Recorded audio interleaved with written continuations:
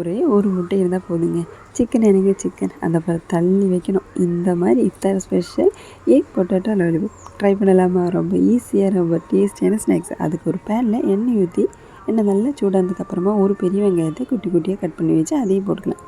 இப்போ இது நல்லா வணங்கி வந்ததுக்கப்புறமா இஞ்சி பூண்டு பேஸ்ட் அதையும் ஒரு டீஸ்பூன் போட்டு மறுபடியும் நல்லா வணங்கினதுக்கப்புறமா ஒரு கப்பு கேரட்டு துருவி வச்சு அது பச்சை வாசனை போகிற அளவுக்கு மட்டுமே வணக்கினா போதும்.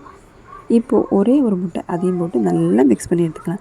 இந்த மாதிரி மிக்ஸ் பண்ணதுக்கப்புறமா வேக வச்சுக்க உருளைக்கிழங்கு இதையும் போட்டு நல்லா மிக்ஸ் பண்ணி எடுத்துக்கலாம். இப்போ கரம் மசாலா, மிளகாத்தூள், ஜீரகத்தூள் இதையும் போட்டு தேவைக்கேற்ற மாதிரி உப்பு போட்டு நல்லா மிக்ஸ் பண்ணி எடுத்துக்கலாம்.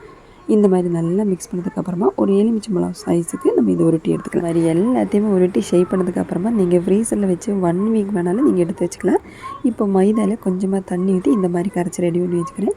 ப்ரெட் க்ரம்ஸ் ரெடி பண்ணி வச்சுக்கோம். ஃபஸ்ட்டு நம்ம மைதாவோட மிக்ஸில் முக்கினதுக்கப்புறமா ப்ரெட் க்ரம்ஸ் அதையுமே லைட்டாக இந்த மாதிரி மேலே அப்படியே எடுத்து போடும்போது கரெக்டாக செட் ஆகி வந்துடும். இப்போ எண்ணெய் ஓரளவுக்கு மட்டுமே சூடானதுக்கப்புறமா இதை போட்டு கொஞ்சம் செட் ஆகிறதுக்குள்ள டைம் கொடுத்ததுக்கப்புறமா நீங்கள் திருப்பி போட்டுக்கலாம். இந்த மாதிரி நல்லா கலர் சேஞ்ச் ஆனதுக்கப்புறமா எண்ணெய் இதை எடுத்து சும்மா ஒன்றும் சொல்லலைங்க, சும்மா மொறுன்னு இஃப்தார் ஸ்பெஷல் ஸ்நாக்ஸ். ஒரே முட்டையில் இந்த அளவுக்கு கிறிஸ்பியாக இந்த அளவுக்கு டேஸ்டியான ஸ்நாக்ஸ் பண்ண முடியும்னா கண்டிப்பாக ட்ரை பண்ணலாங்க. டேஸ்ட் எல்லாம் சும்மா வார்த்தையில எல்லாம் சொல்ல முடியாது. கண்டிப்பாக மிஸ் பண்ணாமல் ட்ரை பண்ணி பாருங்கள். ட்ரை பண்ண கேடி தானே.